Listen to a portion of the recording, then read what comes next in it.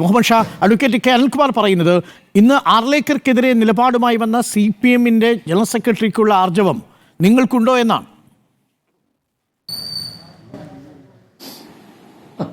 ഈ UDF-ഉം കോൺഗ്രസും ലീഗും പാർലമെന്റിലും പുറത്തും BJP-ക്കെതിരെയും സംഘപരിവാറിനെതിരെയുള്ള അറ്റാക്കിന്റെ മോഡ് ഇന്ന് നിങ്ങൾ ഫിക്സ് ചെയ്യണ്ട. പിണറായി വിജയന് മോദി എന്ന വാക്ക് പോലും ഉച്ചരിക്കാൻ ധൈര്യമുണ്ടെന്ന് എനിക്ക് തോന്നുന്നില്ല. ഞാൻ ഒരു വാക്ക് പറയാം. ഇപ്പൊ വഖഫ് അമെന്റ്മെന്റ് ബില്ലിന്റെ കാര്യം പറഞ്ഞുകൊണ്ട് മാത്രം ഞങ്ങൾ പറയുകയാണ്. ഞങ്ങൾ വഖഫ് അമെന്റ്മെന്റ് ബില്ല് പാസ്സാക്കരുത് എന്നാവശ്യപ്പെട്ടുകൊണ്ട് ഞങ്ങൾ പാസ്സാക്കിയതിനു ശേഷം ഒപ്പിടരുതെന്ന് ആവശ്യപ്പെട്ട് മുസ്ലിം ലീഗിന്റെ 5 MP പ്രസിഡന്റിന് കത്തയച്ചു. എന്തിനാണെന്നറിയാമോ? നിങ്ങൾ ഭരണഘടനയുടെ 114 അനുച്ഛേദം വായിച്ചു നോക്കണം. അതിനകത്ത് ഒരു പ്രൊവൈസോ ഉണ്ട്. ആ പ്രൊവൈസോ പ്രകാരം ഞങ്ങൾ പറയുന്ന കാരണങ്ങൾ പ്രസിഡന്റിന് അക്സെപ്റ്റബിൾ ആണെങ്കിൽ അതൊരു മെസ്സേജിന്റെ രൂപത്തിൽ അതിനകത്ത് രൂപീകരിച്ചിട്ട് പാർലമെന്റിലേക്ക് ഇത് തിരിച്ചയക്കാം. ഫർദർ അമെന്റ്മെന്റ്സ് വേണം എന്ന് പറയാം. അങ്ങനെ ഒരു ഓപ്പർച്യൂണിറ്റി കിട്ടുമെങ്കിൽ ആ ഓപ്പർച്യൂണിറ്റി ഞങ്ങൾ വഖഫ് അമെന്റ്മെന്റിൽ ചോദിച്ചുകൊണ്ടേയിരിക്കും. CPM-ന് അതിന്റെ ആവശ്യമില്ല. നിങ്ങൾ പറഞ്ഞു എന്ന് വരുത്തി തീർത്ത് പാസ്സാക്കി കൊടുക്കുന്ന പണിയല്ലേ നിങ്ങൾ ഏറ്റെടുത്തിരിക്കുന്നത്. അതുകൊണ്ട് CPM-ഉം ഞങ്ങളും തമ്മിൽ അതിനകത്ത് വ്യത്യാസമുണ്ട്. ഏത് ബില്ലിനെ കുറിച്ചും ഞങ്ങൾ അങ്ങനെ അതിന് റെസിസ്റ്റ് ചെയ്തുകൊണ്ടിരിക്കും. പിന്നെ ഒരു കാര്യം ഞാൻ പറയാം, ശങ്കുറ്റിദാസിന് ഞാൻ മറുപടി പറയേണ്ടതുണ്ട്. കാരണം എനിക്കറിയാം അനിൽകുമാർ ഒരുപാട് ലിമിറ്റേഷൻസ് ഉണ്ട് പറയുന്നതിന്. ഒറ്റ കാര്യം ഞാൻ പറയാം. ആർട്ടിക്കിൾ 254 റിപ്പഗ്നൻസിയെ കുറിച്ച് പറയുന്നുണ്ടല്ലോ. ആ റിപ്പഗ്നൻസി സെൻട്രൽ ലെജിസ്ലേഷൻസും സെൻട്രൽ ലിസ്റ്റും സ്റ്റേറ്റ് ലിസ്റ്റും കൺകർ ലിസ്റ്റും ഒക്കെ കോൺഫ്ലിക്ട് വന്നാൽ ആ കോൺഫ്ലിക്ട് വരുമ്പോൾ അത് റിപ്പഗ്നന്റ് ആണെങ്കിൽ അത് വോയിഡ് ആകും. ലെജിസ്ലേഷൻ വോയിഡ് ആകുമെന്നല്ലേ 254 പറയുന്നത്. ഇത് വോയിഡ് ആണോ എന്ന് ആരാ തീരുമാനിക്കുന്നത്? രാഷ്ട്രപതിയാണോ? പ്രധാനമന്ത്രിയാണോ? ഗവർണറാണോ? അല്ല, അത് തീരുമാനിക്കേണ്ടത് കോടതിയാണ്. അതുകൊണ്ടാണ് ഇതിന്റെ ഫ്രെയിംവർക്ക് ഇങ്ങനെയാണ്. ഒരു ബില്ല് പാസ്സായാൽ, ഒരു ലെജിസ്ലേഷൻ പാസ്സായാൽ ആ പാസ്സായതിനെ കൊണ്ട് ഗവർണർക്ക് കൊടുക്കുക.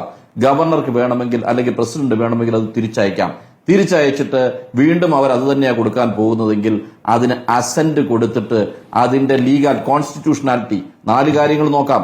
1, ഇവർക്ക് ലെജിസ്ലേറ്റീവ് കോമ്പീറ്റൻസ് ഉണ്ടോ? 2, ഫണ്ടമെന്റൽ റൈറ്റ്സിന്റെ ഇൻഫ്രിഞ്ച്മെന്റ് ഉണ്ടോ? 3, ഇതിനകത്ത് മാനിഫെസ്റ്റ് ആർബിട്രറിനെസ് ഉണ്ടോ? Whether it is known conformity with constitution ഉണ്ടോ?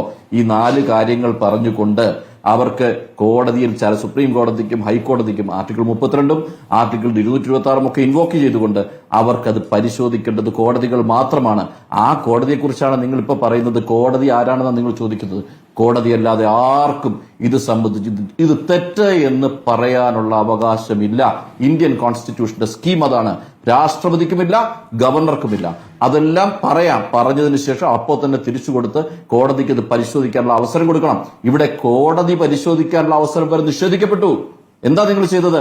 ആ ബില്ല് ഹോൾഡ് ചെയ്ത് വെച്ചപ്പോൾ അത് ഇൻഡെഫിനിറ്റ് ആയിട്ട് ഹോൾഡ് ചെയ്ത് വെച്ചോ. നിങ്ങൾ പറയുകയാണ് ടൈം ഫിക്സ് ചെയ്യാത്തതുകൊണ്ട് ഞങ്ങൾ തൽക്കാലം 50 വർഷം നകരുന്നു. 50 വർഷം ബില്ല് ഹോൾഡ് ചെയ്ത് ഞങ്ങൾ കൈവെക്കാൻ തീരുമാനിച്ചു. അങ്ങനെയാണോ? അൺപ്രഡിക്റ്റഡ് പവറാണോ കൊടുത്തിരിക്കുന്നത്? കോടതി എന്ത് ചെയ്തു? 142 ഇൻവോക്ക് ചെയ്തു. എന്തിനാ? കംപ്ലീറ്റ് ജസ്റ്റിസ് പ്രൊവൈഡ് ചെയ്യാനായിട്ട്. 142 എന്നുള്ള പ്രൊവിഷനകത്ത് ആഡ് ചെയ്തപ്പോൾ തന്നെ കോൺസ്റ്റിറ്റ്യൂന്റ് അസംബ്ലി ഡിബേറ്റിൽ ഉണ്ടായിരുന്നു, ചർച്ചകൾ നടന്നു. അങ്ങനെ അധികാരം കോടതികൾക്ക് കൊടുത്തില്ലെങ്കിൽ എക്സിക്യൂട്ടീവും ലെജിസ്ലേറ്റീവും എക്സീഡ് ചെയ്യുമ്പോൾ കംപ്ലീറ്റ് ജസ്റ്റിസ് പ്രൊവൈഡ് ചെയ്യാൻ അവർ ആക്ട് അപ്പോൺ ചെയ്യണം. അവർ ആക്ട് അപ്പോൺ ചെയ്തപ്പോൾ പറയുകയാണ് നിങ്ങൾ ആരാ ഇത് ചെയ്യാനെന്ന് ചോദ്യം ചെയ്യുന്നുണ്ടല്ലോ. ആ അപകടകരമായ റീസിഡൻസ് ക്രിയേറ്റ് ചെയ്യും. ഈ നാട്ടിൽ നമുക്ക് ജീവിക്കണ്ടേ? അല്ലെങ്കിൽ തന്നെ എത്രയോ ഓപ്പർസീവ് നിയമങ്ങളുമായിട്ട് നിങ്ങൾ വന്നു കഴിഞ്ഞു. എത്രയോ ദിവസങ്ങൾ കൊണ്ട് നിങ്ങൾ അവസാനം വന്ന വഖഫ് ബില്ല് നിങ്ങൾ നോക്കൂ. വഖഫ് ബില്ല് അവതരിപ്പിക്കുന്നതിന്റെ തലേന്ന് 1 മണിക്കാണ് കോപ്പി കൊടുക്കുന്നത്. 3:25 നിങ്ങൾ അമെന്റ്മെന്റ് കൊടുക്കേണ്ട സമയം കഴിഞ്ഞു. എന്നിട്ട് പിറ്റേന്ന് സഭയിൽ വെച്ചത് പാസ്സാക്കുകയാണ്.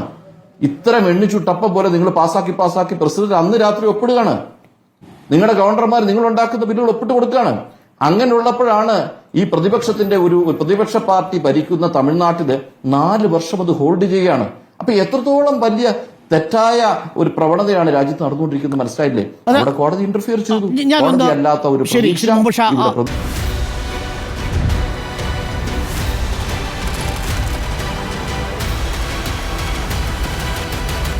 Debate with Dr. Arun Kumar.